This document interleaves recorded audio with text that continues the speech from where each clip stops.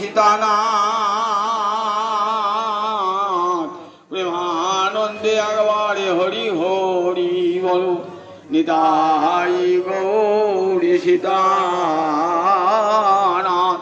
প্রেমানন্দে একবার হরি হরি বলো। সমবেত ভক্তবৃন্দের চরণে আমার কোটি কোটি দণ্ডবত প্রণিপাত।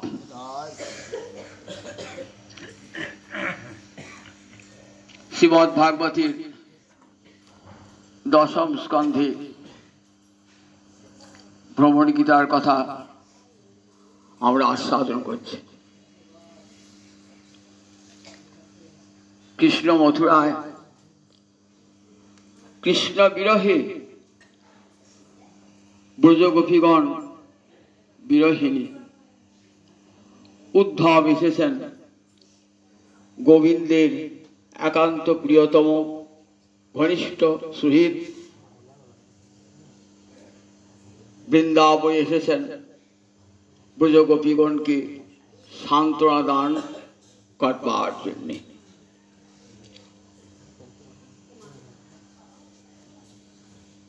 আসবার সময় গোবিন্দ কি বলেছিলেন? গোপীনাং মদ বিয়োগাধিং মদ সন্দেশই বিমোচয়। আমার পিতামাতাকে পিতামাতার শান্তি স্থাপন করবে আমার সংবাদ দিয়ে, আর সেই সঙ্গে আমার বিরহে কাতরা যে ব্রজগোপীগণ তাদের অন্তরে শান্তি দান করবে আমার সংবাদ প্রদানে। উদ্ধব এসেছেন, পিতামাতার সঙ্গে সাক্ষাৎকার হয়েছে। এবার ব্রজগোপীগণের সঙ্গে সাক্ষাৎকার করতে গিয়েছেন। ব্রজগোপীগণের সঙ্গে তার সাক্ষাৎকার হয়েছে, সমস্ত ব্রজগোপীগণকে দর্শন দান করেছেন। এইবার এক নিভৃত নিকুঞ্জে অষ্টশক্তি পরিবৃতা রাধারানীকে দর্শন করছেন। এই রাধারানী মহাভাবময়ী কৃষ্ণময়ী, কৃষ্ণ যাহারে অন্তরে বাহিরে, যাহা যাহা নেত্র পড়ে তাহা কৃষ্ণ সুরে। কবিরাজ গোস্বামীপাদ এই একটা পয়ারে রাধারানী পরিচয় দিলেন। কৃষ্ণময়ী কৃষ্ণ যাহারে অন্তরে বাহিরে, যাহা যাহা নেত্র পড়ে তাহা কৃষ্ণ সুরে। রাধারানী আমার কৃষ্ণময়ী। কৃষ্ণময়ী বললে কি বোঝায়? কৃষ্ণময়ী শব্দটি যদি বিশ্লেষণ করি তাহলে কি পাওয়া যায়? কৃষ্ণ এই শব্দের সঙ্গে একটি তদ্ধিত প্রত্যয় ময়ট, তাহলে কৃষ্ণময় হয়ে যায়। স্ত্রীলিঙ্গে কৃষ্ণময়ী। ময়ট প্রত্যয়টি একটি অর্থ হল প্রাচুর্য।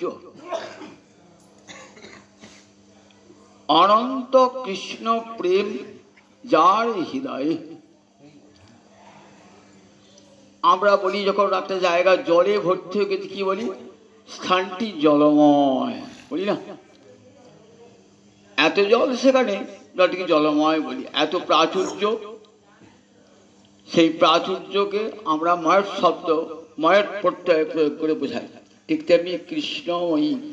আবার আর একটা অর্থে ময়ট করতে হয় বিকার অর্থে। বিকার মানে যেটি সোনার জিনিসটাকে বলে স্বর্ণময়, হিরণময়। হিরণময় মানে সোনার দ্বারা তৈরি বস্তুকে আমরা কি বলি? হিরণময় বলি। ময়ট প্রত্যয় হয়েছে, হিরণ সঙ্গে ময়ট প্রত্যয় যোগ হয়েছে, তাহলে একটা বিকার অর্থে সোনার বিকার যেটা স্বর্ণময়। রাধারানী কৃষ্ণ প্রেমের বিকার। বিকার মানে ঘনীভূত রূপ কৃষ্ণ প্রেম জমাটবদ্ধ হয়ে ওই রাধা মূর্তি ধারণ করেছে। রাধারানী তো শক্তি, শক্তির কোনো মূর্তি থাকে না। আপনার যে গান গাইবার শক্তি তার মূর্তি করে দেখতে পান? আমরা চলবার শক্তি, তার মূর্তি আছে? শক্তির মূর্তি থাকে না, শক্তি অমূর্ত। কখন শক্তি মূর্ত হয়? যখন লীলা প্রকাশের ইচ্ছা জাগ্রত হয় তখন শক্তি মূর্তি ধারণ করে। আমি একটা গল্প বলে বোঝাবার চেষ্টা করি। এক গ্রামে এক সাধু বাবা এসেছেন। বিভিন্ন রাগ রাগিনীতে গান করতে পারেন তিনি। সাধু, সচ্চরিত্র, শুদ্ধান্তকরণ, সবাই সাধুকে ভালোবাসে। তিনি প্রতিদিন ভোরবেলায় উঠে ভোরের রাগে কীর্তন শুরু করেন। রাগ রাগিনী তো মূর্তি আছে, রাগ রাগিনী শক্তি, গানের শক্তি বটে, কিন্তু মূর্তি ধারণ করে ওরা। কে দেখতে হবে? একমাত্র যে গান গাইছে সে ছাড়া আর কেউ দেখতে পায় না। যেমন তানসেন, তানসেনের গুরুদেব ছিল হরিদাস স্বামী, বাঁকে বিহারীর সেবক। এর একবার রাগ রাগিনীকে একবার সম্মুখে আনতেন, বিভোর হয়েছে তার গান করতে করতে। দেখ সাধু বাবা ভোরবেলায় এক রাগিনীতে গান আরম্ভ করেছে। তখন সেই রাগিনী মূর্তি ধারণ করে, এক অপূর্ব সুন্দরী রমণী মূর্তি ধারণ করে সাধু বাবার কাছে বসে আছে। গ্রামের লোকের দুয়ারে উঠেছে, উঠে দেখছেন সাধু বাবাকে তো আমরা সচ্চরিত্র চরিত্রবান মানুষ বলেই জানতাম, কোনোদিন কোন নারী সঙ্গ দর্শন করি নাই। আজ কেন দেখছি সাধু বাবার স্বপ্নে একটা অপূর্ব সুন্দরী রমণী। সাধু বাবা গান গাইতে গাইতে দেখছি একটা একটা করে আস্তে আস্তে দুই চারটে লোক জ্বর হচ্ছে, সবাই দেখাচ্ছে দেখো সাধু বাবা। কারণ ভণ্ড দেখেছ, আমাদের কাছে কত সাধু সাজে, আর দেখো সম্মুখে একটা সুন্দরী রমণী রয়েছে সাধু বাবার। দুটো চারটে লোক জুটছে, বুঝতে পেরেছেন সাধু বাবা। সাধু বাবা গান গাইছেন, একদিকে হাত ইশারা করে ডাকছে। সবাই সাধু বাবার কাছে বসেছেন। বললেন কি দেখছো তোমরা? তা বললেন আপনার সম্মুখে দেখছি এক অপূর্ব সুন্দরী রমণী বসে রয়েছে। আপনি তো জানি আমি নারী সঙ্গবিহীন, নারীর মুখ দর্শন করেন না। ও এই কথা, দেখবে এই নারীটি কিন্তু এই জগতের নয়। দেখো আমি যে রাগটি আরম্ভ করেছি সেই রাগের মূর্তি ধারণ করে এই নারীটি এসেছেন। আবার দেখো আস্তে আস্তে আস্তে কেমন করে নারীটি মিলিয়ে যাবে। দেখো আবার গানটি আরম্ভ করেছেন, ধীরে ধীরে ধীরে ধীরে ধীরে ধীরে সে রাগিনী মূর্তি মিলিয়ে গেল। দেখলে তাহলে এই নারীটি কিন্তু এই জগতের নয়, ওই গানের শক্তিটা নারী মূর্তি ধারণ করে এসেছিলেন। তাহলে বুঝের গোপীরা ঠিক এইরকমই মূর্তি, এই জগতের রমণী তারা নন, এ জগতের রমণী তারা নন। গোবিন্দ নিয়ে এসছে লীলা করবার জন্য এক রাধা রানী, তারই মূরতি কৃষ্ণ প্রেমের বিকার। এক রাধারানী হতে অনন্ত গভীর বিস্তার। কৃষ্ণ নিজেই রাধারানী হয়েছেন। কৃষ্ণ ভাবছেন আমি এক আছি, কিন্তু দুই হব, দুই না হলে তো লীলা হবে না। যেই ভগবানের সংকল্প, সঙ্গে সঙ্গে গোবিন্দের বাম অঙ্গ থেকে রাধা রানীর আবির্ভাব, গোলকে রাধারানী আবির্ভাব। রাধারানী ভাবছেন গোবিন্দকে আমি, রসরাজ গোবিন্দকে তার রসের তৃষ্ণা মেটাবো, কিন্তু আমি একা কেমন করে রসের তৃষ্ণা মেটাবো? গোবিন্দ চান বহু ভাবে রস আস্বাদন করতে, বহু ভাবে রস আস্বাদন করবেন। বামা নায়িকা, দক্ষিণা নায়িকা, মুগ্ধা, মধ্যা, প্রবলভা, ধীরা, অধীরা, ধীরা ধীরা, সব নায়িকার প্রেমের রস আস্বাদন করবেন রসরাজ গোবিন্দ। রাধারানী ভাবছেন আমি একা কেমন করে সেই বাঞ্ছা পূর্ণ করব। তাই রাধারানীর সঙ্গে সঙ্গে ইচ্ছা করলেন আমি যেন কোটি কোটি গোপী হতে পারি। রাধারানী অঙ্গ হতে কোটি কোটি গোপী হয়ে গেল। এইবার বুঝলেন গোপী তত্ত্বটা কি? গোপীরা কিন্তু এই জগতের কোনো গোয়ালি নয়, এই জগতে কোনো রমণী নয়। গোবিন্দের শক্তি নারী মূর্তি ধারণ করেছেন। কবিরাজ গোস্বামী পাদ একটা সুন্দর কথা দিয়ে বুঝিয়ে দিলেন। রাধা কৃষ্ণ এক আত্মা দুই দেহ ধরি, এক আত্মা দেহ দুটো, কিন্তু দেখুন আমাদের প্রত্যেকে আত্মা যটা তটা দেহ, আমার একটা আত্মা আমার দেহ, আপনার আত্মা আপনার দেহ, আপনার আত্মা আবার দেহ। কিন্তু রাধা কৃষ্ণ এক আত্মা, দেহ দুটো কিন্তু আত্মা একটাই। তাহলে বুঝতে পারছেন যে গোবিন্দ রাধারানী আর কেউ নন, গোবিন্দেরই আত্মা, গোবিন্দেরই আত্মা। সুতরাং রাধারানী কোন রাধারানী পৃথক কোনো গোয়ারিনীও নন, এ জগতে রমণীয় নন। শুধু লীলাস আস্বাদন করবার জন্য তার রাসলীলা আমরা দেখি গোবিন্দ নিজের সঙ্গে নিজের রস আস্বাদন করছে। একে কি বলে? সাস্বাদন লীলা। স মানে নিজে, নিজেকেই আস্বাদন করছেন গোবিন্দ। শক্তি মূর্তি ধারণ করেছেন এখানে। কাচিন মধুকরং দৃষ্টা ধ্যায়ন্তি কৃষ্ণ সঙ্গমম প্রিয় প্রস্থাপিতং দূতং কল্পয়িত্বা ইদম অব্রবীত। সুখদেব বলছেন মহারাজ উদ্ধব এসে দেখছেন একটা কাচিত এক রমণী। কোন এক রমণী? কাচিত, নাম করেন নাই। সেই জন্য অনেকে বলেন যে ভাগবতে রাধারানীর নাম নাই। ভাগবতে রাধারানীর নামে নিষেধ ছিল। ব্রজ গোপীরা নিষেধ করেছিলেন সুখদেবকে। সুখদেবকে ছিল রাধারানীর কুঞ্জের সুখ পাখি। বলছেন তুমি যখন সুখদেব হয়ে আমার লীলা বর্ণনা করবে, আমার নাম বা আমার সখীদের নাম কোথাও উল্লেখ করবে না। কেন করবে না? বলছে লীলাটা পরকীয়া ভাবে হবে তো, কাজী সেটার নাম করো না। আবার সতমস্যাই পাক বৃহৎ ভাগবতের মধ্যে বলছেন যে সুখদেব যদি রাধারানীর নাম উল্লেখ করে ফেলতেন তাহলে সুখদেব আর এই 7 দিন ভাগবত পাঠ করতে পারতেন না। রাধারানীর নাম উচ্চারণ মাত্রেই সুখদেব মূর্ছাগত হতেন, আর নাম 7 দিন ভাগবত পাঠ বলা হতো না। তাই ভাগবতে স্পষ্টভাবে রাধার নাম নাই, কিন্তু অন্যান্য পুরাণে আছে।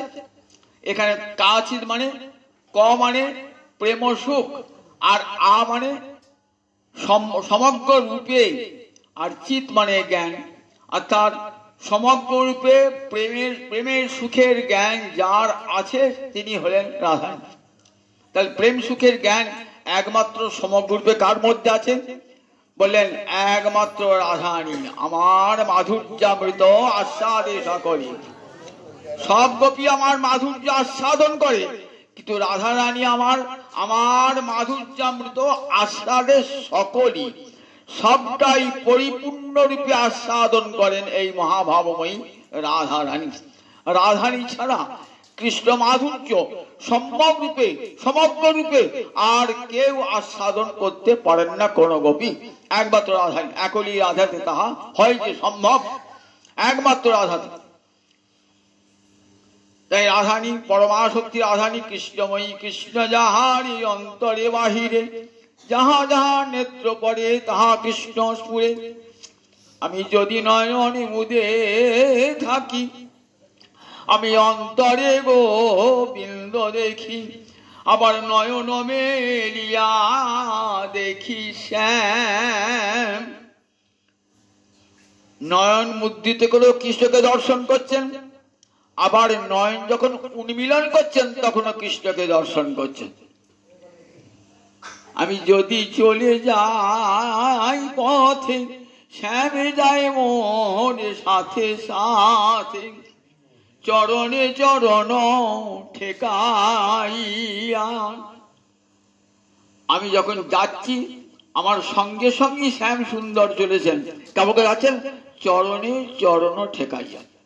তাহলে সত্যি করে যাচ্ছিলেন কি চরণ? বলে না, ভাবে রাধারানী যাচ্ছে রাস্তায় দিয়ে, তো ভাবছেন কৃষ্ণ আমার সঙ্গে আসছে, হেই মা কৃষ্ণের চরণটা আমার চরণের সঙ্গে ঠিকে যাচ্ছে।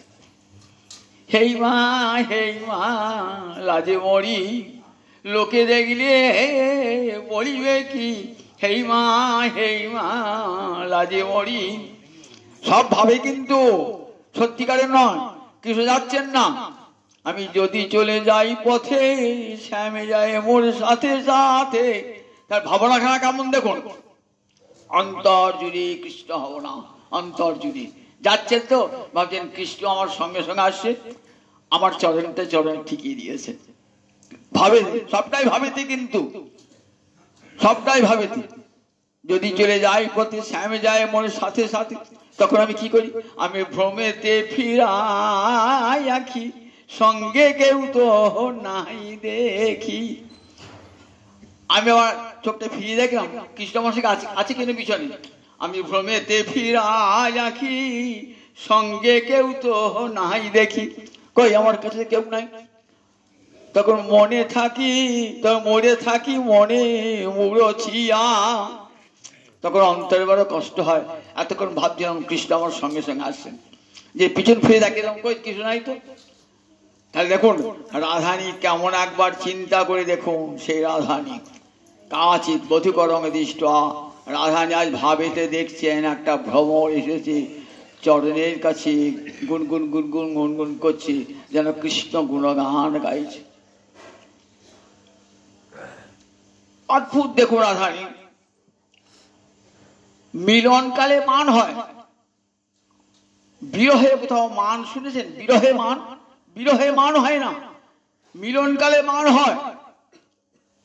আর বিরহকালে তো রাধানী তখন তো প্রসিত ভর্তিকা, তখন কৃষ্ণ দূরে, তখন তো প্রসিত ভর্তিকা নায়িকা, নায়ক বিদেশ আছে, তার মান হয় নাকি? কাছে থাকি তো মান হবে। রাধানীর মান, গোবিন্দ নাই, মাথুর বিরহে আমার রাধানী কাঞ্চন, মাথুর বিরহে তখন তার মান। রাধানী সবটাই অদ্ভুত। কাচিন মধুকরং দৃষ্টা, কি ভাবছেন? কৃষ্ণ ধ্যায়ন্তী কৃষ্ণ, কারণ মানটা হলো ধ্যায়ন্তী কৃষ্ণ সঙ্গমম, ধ্যান করছেন মনে মনে। কৃষ্ণ আমাকে ছেড়ে মথুরায় আছেন, তো মথুরা পুরো রমণীগণের সঙ্গে মিলনে আছেন। কি করছেন? আমার মান ভাঙাবার জন্য একটা দুধ পাঠিয়ে দিয়েছেন। ওই দুধটা একবার আয়াতিচ জাতিচ, একবার আমার কাছে আসছে আর একবার মথুরা ফিরে যাচ্ছে। আয়াতিচ জাতিচ, একবার যাচ্ছে একবার আসছে। রাধানী ধ্যানে দর্শন করছেন। কাচিন মধুকরমে দৃষ্ট ধ্যায়ন্তী কৃষ্ণ সঙ্গমম, কৃষ্ণ বিলন চিন্তা করছেন মথুরাপুর রমণীগণের সঙ্গে। প্রিয় প্রস্থাপিত দূতং, কৃষ্ণ নিজে এসেছেন, আমার মান ভাঙাতে পারেন নাই, তাই এবার কি করেছেন? প্রস্থাপিত দূতং, একটা দূত পাঠিয়ে দিয়েছে, যে দূতটা এসে আমার মান ভাঙাবে। এটি রাধানী মনে ভাবনা। উদ্ধব দূরে দাঁড়িয়ে আছেন, দেখছেন উদ্ধব। অনেকে বলেছেন কৃষ্ণই একটা ভ্রমর রূপ ধারণ করে এসছে। রাধানী মহিমা যাতে উদ্ধবের কাছে প্রকট হয়ে ওঠে, তাই কৃষ্ণই ভ্রমর মূর্তি ধারণ করে এসেছেন। আবার কেউ কেউ বলেছে না, উদ্ধবকে রাধারানী ভ্রমর বলে মনে করছেন। আমার কারু মতে সত্যি একটা ভ্রমর এসে গুনগুন গুনগুন করছে। তিনটে মত আছে। কাচিন মধুকরং দৃষ্টা ধ্যায়ন্তী কৃষ্ণ প্রিয় প্রস্থাপিত দূতং, দেখছেন মধুকরটা একবারে চরণ ছোব হচ্ছে। ছবি না চরণ আমার মধুপ কিতাব বন্ধ মাস প্রসাংঘ্রিং, এই শ্লোকটা আগের দিন আলোচনা করছি, আমি শুয়ে যাচ্ছি পরবর্তী শ্লোকটা বোঝবার জন্য। মাস প্রসাংঘ্রিং, আমার মাস পৃষ, ছবি না, মা মানে না, মাস পৃষ অঙ্ঘ্রিং, অঙ্ঘ্রিং মানে চরণ, ছবি না। তুই কিতাব বন্ধ, তুই কপটের বন্ধু, আমার চরণ ছবি না। ঠাকুরানী তোমার চরণ ছোবার যোগ্যতা আমার আছে। কেন আছে? আমি তোমার প্রাণ পুষ্ট গোবিন্দের কাছ থেকে আসছি, চরণ ছুতে পারি। বলছে ছুতে পারতিস, কিন্তু ছুতে পাবি না। কারণ জানিস তুই তুই মদ্যপান করেছিস। যারা মদ্যপান করে তাদেরকে পাতক বলে, জানিস তো। আর সেই পাতক যদি স্পর্শ করে, সেই পাতকত্ব দোষটা লেগে যাবে। কি করে আমি মদ্যপান করেছি বুঝলেন? ওই যে তোর মাথাটা ঘুরছে মাতালের মতো, তা বলছে এটা আমার স্বভাব, আমি মদ্যপান করি নাই। বলছে আমি যখন আসি না রাস্তায়, আমার ক্ষুধা পেয়েছিল। কি ক্ষুধা পেয়েছিল? আমি একটা ফুলের বনে বসে ফুলের মধু খেয়েছিলাম। আচ্ছা, তুই আমাকে ফাঁকি দেবার চেষ্টা করছিস তো? দেখ, তুই যে মাতাল তার প্রমাণ দেখবি। মাতালে বুদ্ধি থাকে না, তুই আমার মান ভাঙাতে এসেছিস কি করে? না, মুখেতে কুমকুমের দাগ লাগিয়ে এসেছিস। ওই কুমকুমটা কাদের পক্ষে ছিল? ওই মথুরাপুর রমণীগণের বক্ষের কুমকুম।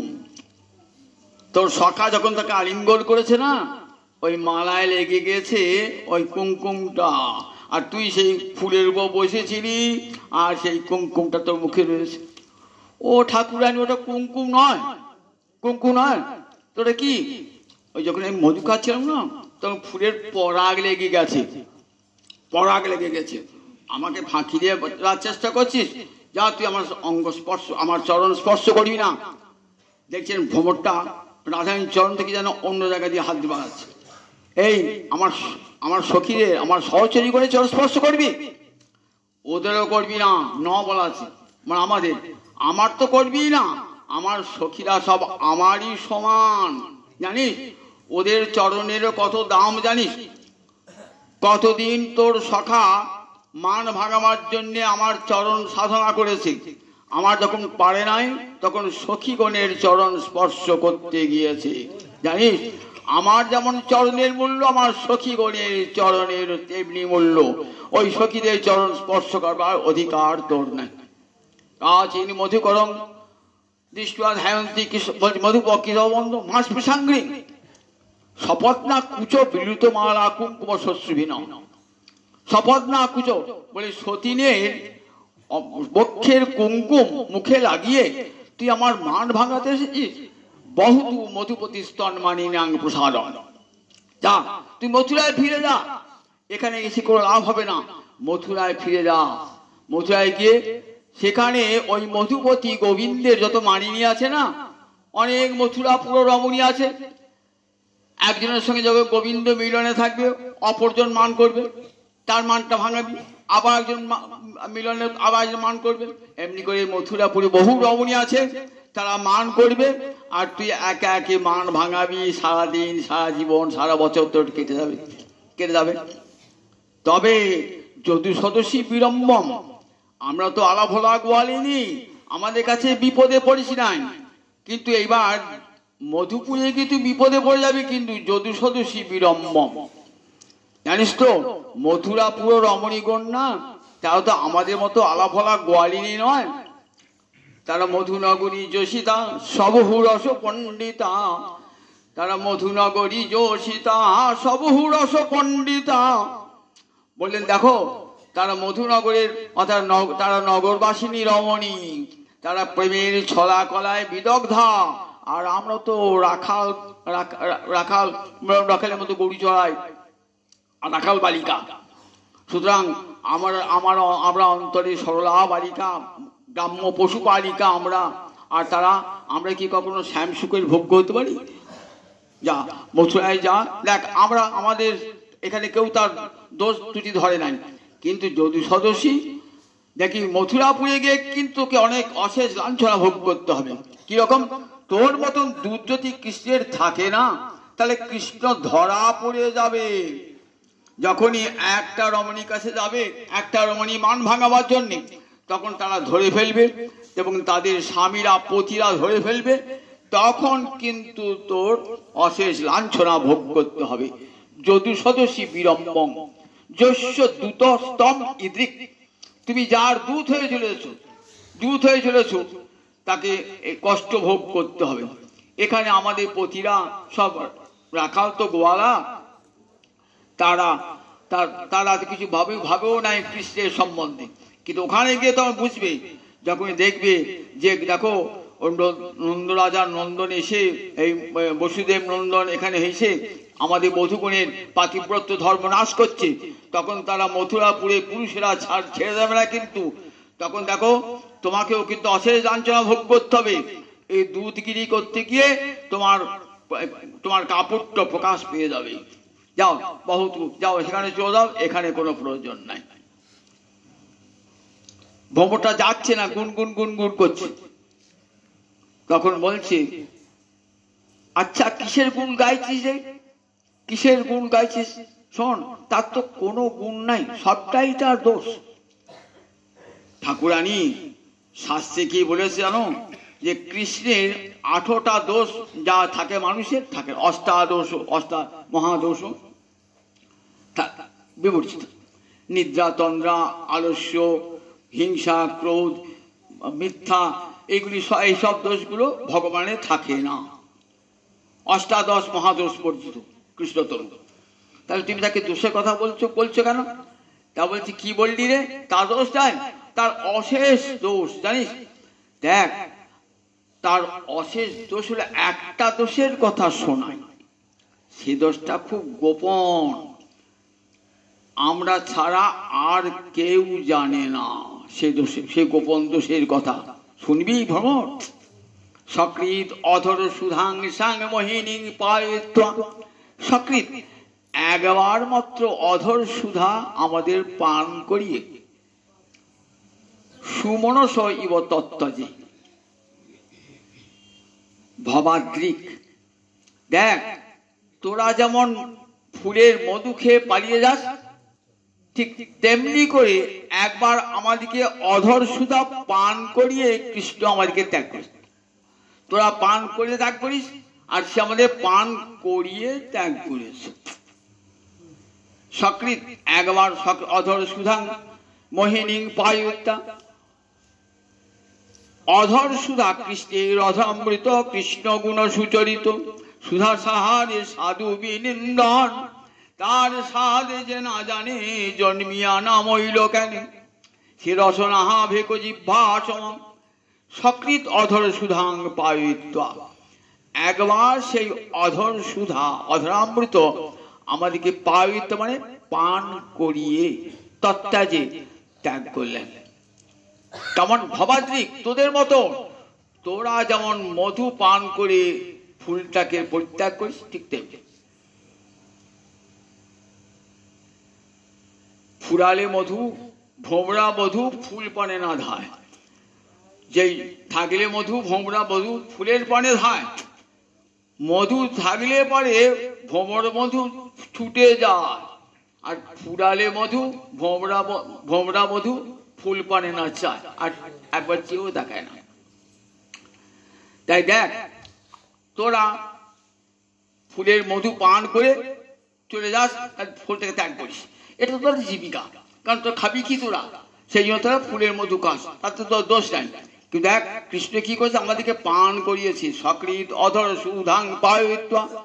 একবার অধর সুধা আমাদেরকে পান করিয়ে তত্ত্বাজে ত্যাগ করলেন, অসমান আমাদেরকে ত্যাগ করলেন ভবাদ্রিক।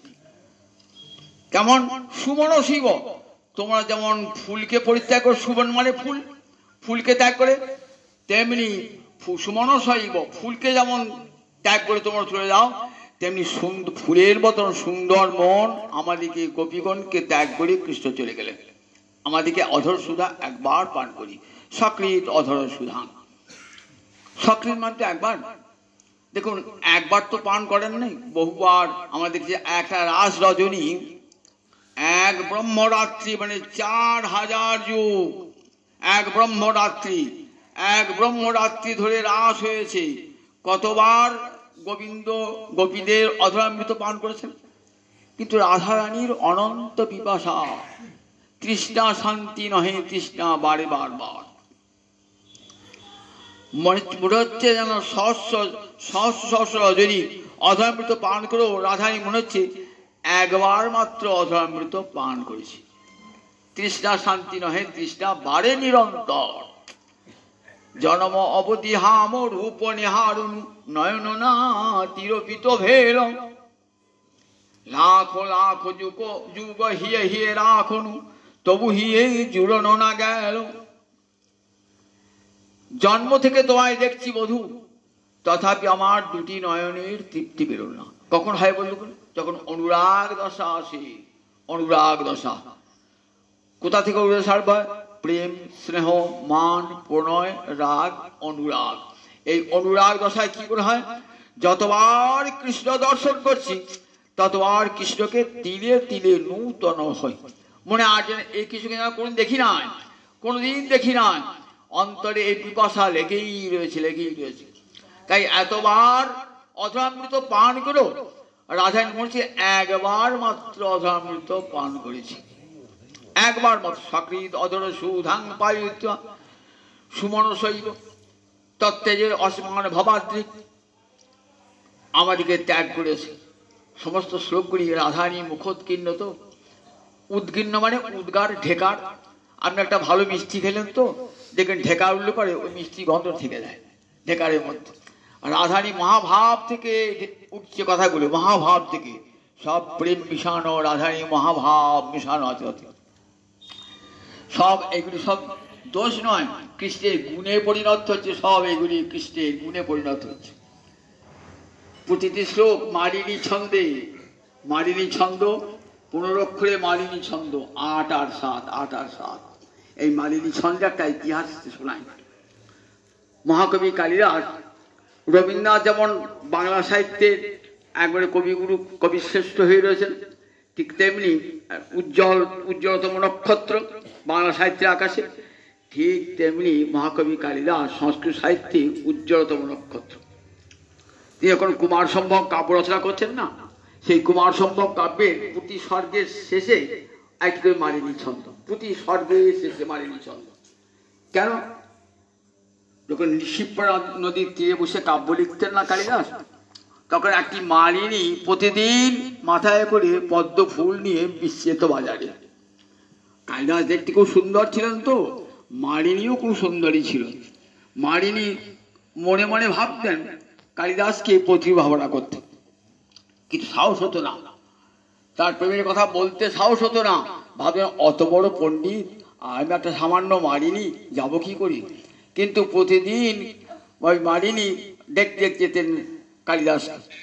আর কালিদাসও মালিনীকে ভালোবাসতেন বলে মালিনীকে ওই ছন্দের মধ্যে রেখে দিয়ে গেলেন। মালিনীকে এই কুমার সম্ভব কাব্যের প্রতি স্বর্গের শেষে মালিনী। কালিদাসের যে মৃত্যু হয় শোনা যায়, তখন ওই মালিনী একটি পদ্ম ফুলের মালা কালিদাসের অঙ্গের উপরে চাপিয়ে দিয়েছিলেন, তার নিজের ভালোবাসার কথা জানিয়েছিলেন যে ইহজন্মে তো মিলন হলো না, পরজন্মে যেন তোমাকে প্রতিরূপে পাই, এই বলে। এই মালিনী ছন্দে একটা করুণ ইতিহাস আছে। মালিনী ছন্দে যেন মাল্যভূষিতা কোনো রমণী চলেছিল অভিসারে, কারোর গলায় মালা পরাবার জন্যে, আর অন্তরে থাকে বিরহের ব্যথা থাকে। মালিনী ছন্দে এই বৈশিষ্ট্য। 15 অক্ষরের ছন্দ, প্রথমে 8 তারপরে 7, এমনি করে হবে। সকৃত অধর সুধাং পায়িত্বা তত্ত্বাজে অসমান ভবাদ্রিক, তোমার মতন একবার, তোমার যেমন একবার ফুলের মধু খেয়ে সে ফুলটাকে ত্যাগ করো, তেমনি করে কৃষ্ণ একবার আমাদের অধর সুধা পান করিয়ে পরিত্যাগ করেছেন। কৃষ্ণের এই যে অধামৃত, দেখুন সেই কৃষ্ণের অধামৃতের কত গুণ আমরা দেখি।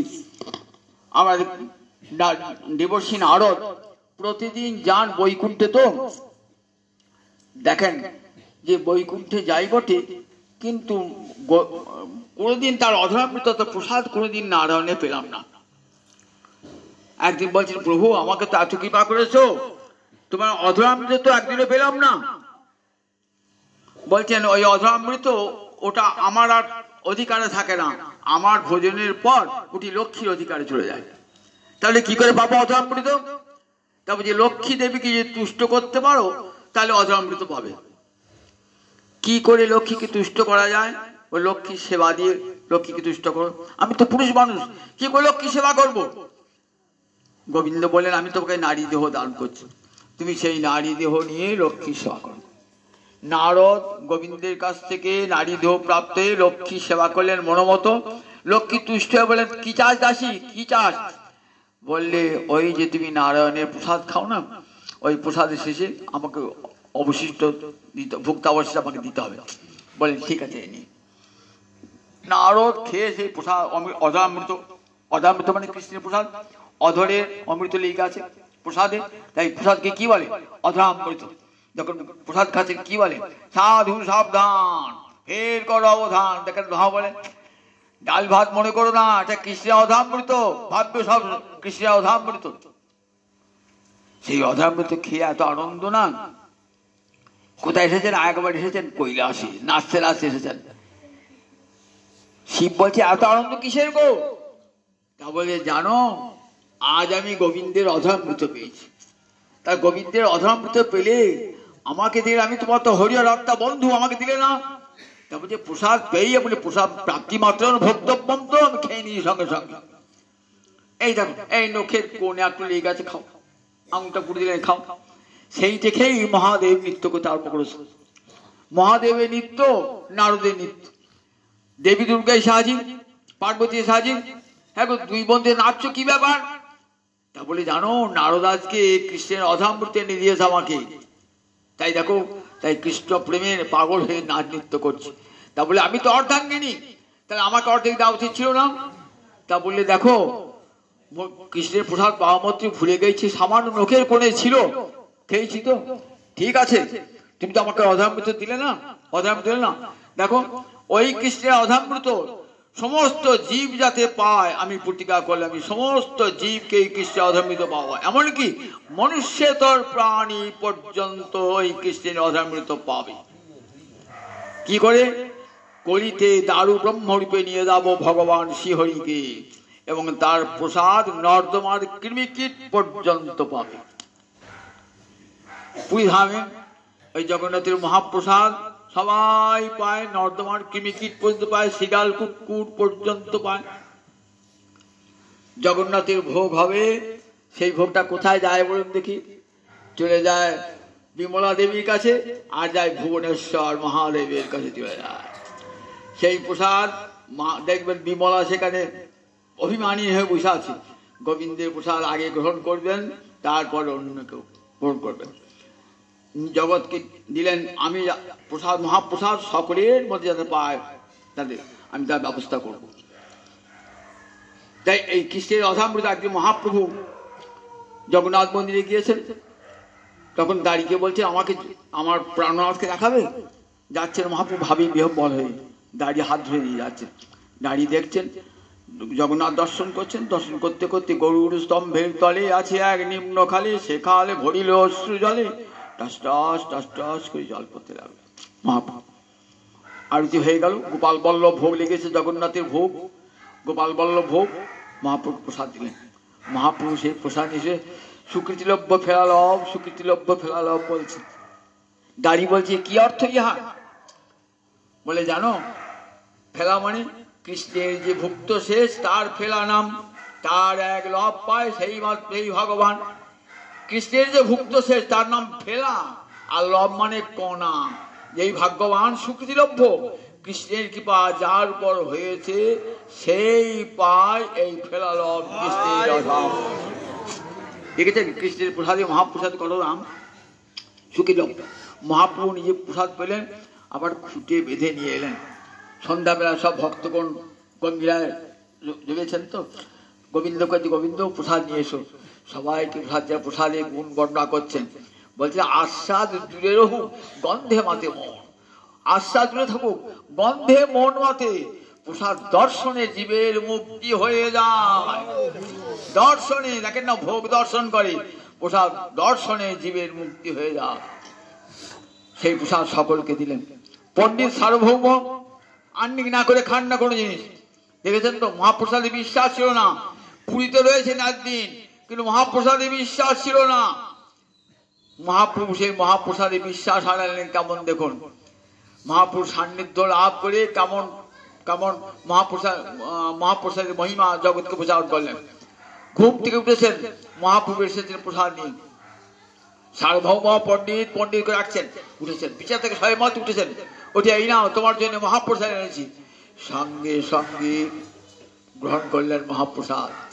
বললেন পণ্ডিত তুমি জানলেই করো নাই, এখন অন্নপ্রসাদ গ্রহণ করলে।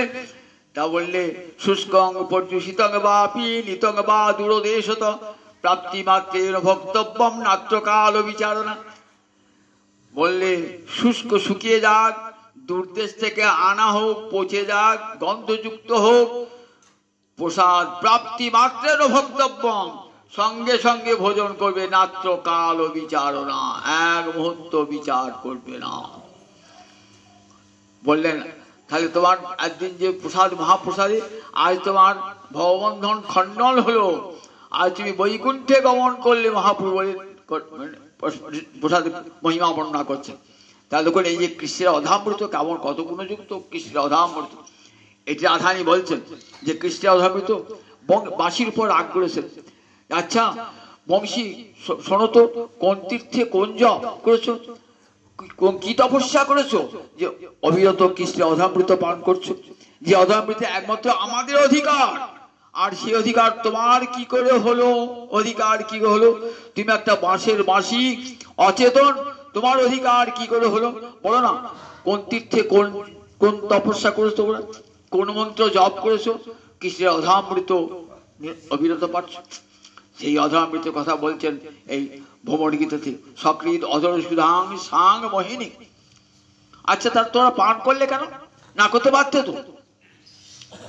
কি বলি ভ্রমর, তুই তো কীট পোকা, তুই কৃষ্ণের অধামৃতের কথা জানিস, তার মহিমা কথা জানিস? তুই তার মহিমা কথা জানিস না। মোহিনী, অসাধারণ শক্তি আছে এই কৃষ্ণের অধামৃতে, মনকে মাতিয়ে দেয় না, মাথায় নারীর মন জিহ্বা করে আকর্ষণ, জানিস? তুই অধামৃতের গুণ জানিস? জানিস না? সাং মোহিনী, মোহিনী এই অধরামৃত যে একবার পান করেছে না, মনে হয় তার বারবার পান করবো অধামৃত। তুই কীট সামান্য জানবি কি করে অধামৃতের মহিমা? সাং মোহিনী, এই অধামৃত মোহিত করে দেয় মন কি মাথায় নারীর মন। বলেন এই প্রসাদ যারা একবার পেয়েছে কৃষ্ণ কৃষ্ণের অধামৃত, মনে হয় বারবার কি সারা জীবনটাই কৃষ্ণের প্রসাদ গ্রহণ করে কাটিয়ে দিই। তাই সক্রিয় অধর সুধাং সাং মোহিনী পায়িত্বা তত্ত্বাদে অসমান ভবাদ্রি। তোমরা যেমন ফুলকে ত্যাগ করে দাও, তেমনি করে আমাদেরকে একবার মাত্র অধামৃত পান করিয়ে কৃষ্ণ ত্যাগ করেছেন, জানিস কেমন নিষ্ঠুর? সুতরাং তার কথার গুণগান এখানে করবি না, এই বলে ভ্রমণকে নিষেধ করছে। আজ তো সবটা বলতে পারবো না, 8টা বেজে গেছে। আবার আগামী রবিবার সর্বদাকে জয় নিতে হয়, জানি একটা একটু আস্বাদন করুন, জয় নিতে হয়।